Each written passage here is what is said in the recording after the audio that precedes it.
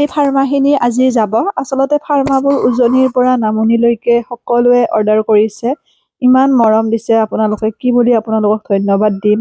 আৰু সেইকাৰণে মোৰো আপোনালোকৰ বাবে যথেষ্টখিনি দায়িত্ব বুলি ভাবিছোঁ। এতিয়া 4টা বাজিছে। এনেকৈয়ে আচলতে ফাৰ্মা কাটোতে ৰাতি পোহৰ হৈ গ'ল। দেখিছে নে? ৰাতিপুৱা হৈ গ'ল। এইয়া আচলতে ইমান বেছি অৰ্ডাৰ আহিছে, যিহেতুকে অকলে গোটেইবোৰ কৰিব লগা হৈছে। সেইকাৰণে উপায় নাই। যদি মোৰ কিবা এটা অকণমান চেষ্টাৰ কাৰণে আপোনালোকে অকণমান আগুৱাই যাব পাৰিছে বা আপোনালোকে উপকৃত হৈছে, গতিকে সেইটোৱে মোৰ কাৰণে বহুত ডাঙৰ কথা। ৰাতি যিমান নহওক, এয়া এইবোৰ পাৰ্চেল কৰিলোঁ। দেখিছে আপোনালোকে অৱস্থাটো, সেইকাৰণে কেতিয়াবা ফোন ৰিচিভ কৰা নহয়। কাৰণ আমি যেতিয়া অৰ্ডাৰবোৰ পেকিং কৰোঁ তেতিয়া বহুত চাই চিতি কৰিব লগা হয়। এড্ৰেছটো চোৱাৰ পৰা, তেওঁলোকে কি কি অৰ্ডাৰ কৰিছে সেইখিনি চোৱাৰ পৰা বা ভালকে আমি পাৰ্চেল এটা ৰেডি কৰালৈকে, সেইকাৰণে কেতিয়াবা ফোনটো ৰিচিভ কৰা নাযায়। গতিকে আপোনালোকে ফাৰ্মা অৰ্ডাৰৰ কাৰণে খুব ধুনীয়াকে মেছেজ কৰি দিব কি কি চাইজ লাগে। লগতে আপোনালোকে এড্ৰেছটো সুন্দৰকে দিব, কাৰণ যিহেতু আমাৰ পোষ্টেল যোগে যায়, গতিকে পোষ্ট অফিচ আৰু পিন নাম্বাৰ এই দুয়োটা শুদ্ধ হ'বই লাগিব।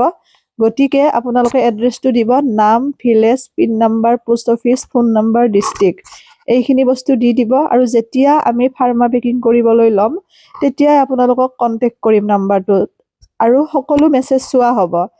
কাৰণ আমি ধৰক এফালৰ পৰা যিহেতুকে ফাৰ্মাখিনি দি যাব লাগিব, আগৰো অৰ্ডাৰ বহুত আছে, গতিকে ফাৰ্মা পোৱাটো পাবই। আৰু কেতিয়াবা অকণমান গৈ পাওঁতে দেৰি হয়, কাৰণ এদিনতে যিহেতু আমি বহুত পাৰ্চেল দিব নোৱাৰোঁ, গতিকে সদায় এটা হিচাপ মতে আমি পাৰ্চেলখিনি দিওঁ, কাৰণ হোষ্টেলত বেলেগ বেলেগ কামো থাকে যিহেতুকে। কিন্তু আপোনালোকে পাবই, চিন্তা কৰিব নালাগে, কাৰো পইচা এনে নাযায়।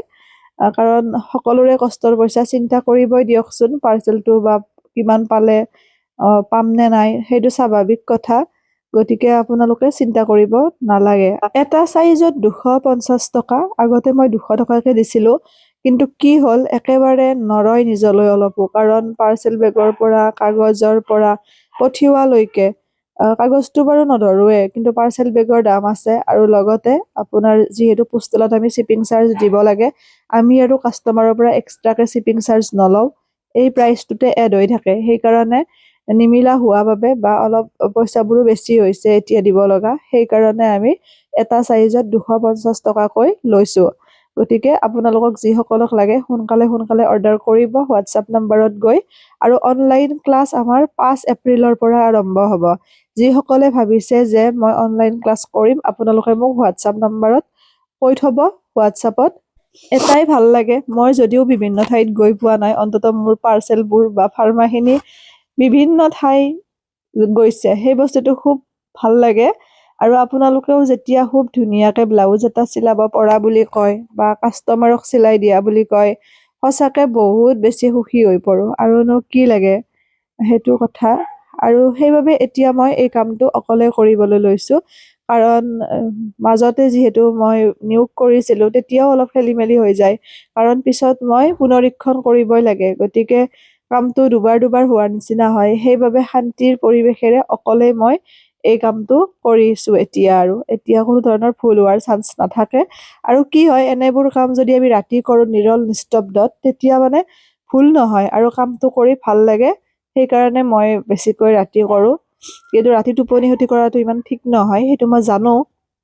তথাপিও উপায় নাই, যিহেতু সময় তেনেকে নিমিলে। আপোনালোকে ক'ৰ পৰা মোৰ ভিডিঅ'সমূহ চাই জনাবচোন। ইমান বেছি মৰম দিছে আপোনালোকে, কি বুলি ক'ম। সদায় ভালে থাকক আপোনালোক, কুশলে থাকক। আৰু মোৰ কিবা ভুল দেখিলে আপোনালোকে আঙুলিয়াই দিব, নিজৰ ভন্টি বুলি, বাইদেউ বুলি, ছোৱালী বুলি, কাৰণ ভুল হোৱাটো স্বাভাৱিক। সদায় চেষ্টা কৰিম যাতে ভিডিঅ'সমূহৰ পৰা আপোনালোকে এটা সুবাৰ্তা পায়, কিবা অকণমান হ'লেও উপকৃত হয়।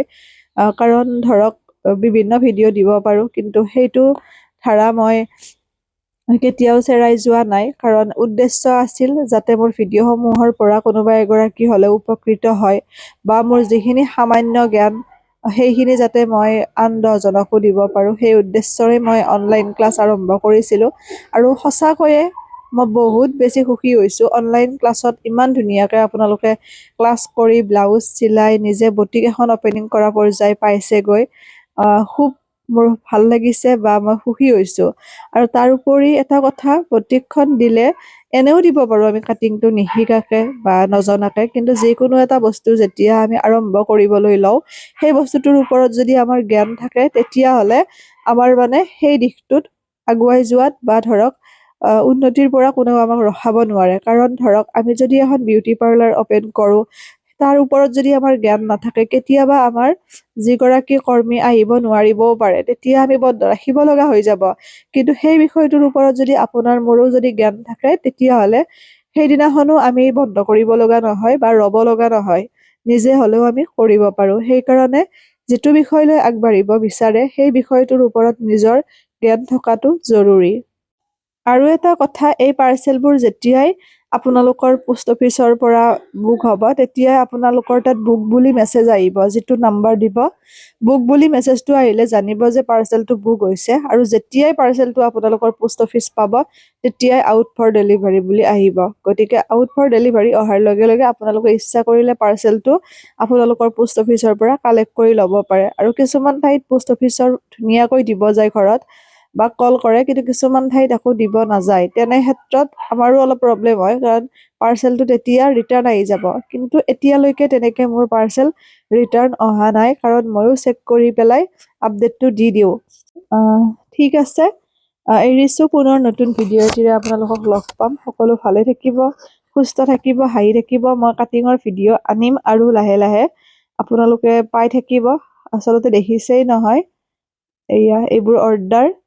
আৰু আপোনালোককো যদি ফাৰ্মা লাগে, অৰ্ডাৰ কৰিব। নাম্বাৰটো মই হোৱাটছআপ দি দিছোঁ। অনলাইন ক্লাছৰ বাবেও আপোনালোকে হোৱাটছআপ কৰিব, আৰু অফলাইন ক্লাছতো আপোনালোক আহিব পাৰে। মোৰ ঘৰ হাজো গেৰুৱাত। আৰু তাৰ উপৰি ফাৰ্মা যিসকল ওচৰ পাজৰৰ, আপোনালোকে ঘৰৰ পৰা ল'ব পাৰিব। ঘৰৰ পৰা ল'লে বহুতখিনি সুবিধা হয়। গতিকে মাত্ৰ আপোনালোকে অহাৰ আগত এবাৰ মোক কনফাৰ্ম কৰিব, কল কৰিব বা মেছেজ কৰিব। কাৰণ ঘৰত নাথাকিলে উভতি গ'লে যিহেতুকে বেয়া লাগিব, গতিকে আপোনালোকে এবাৰ কণ্টেক্ট কৰি পেলাই আহিব। এৰিছোঁ।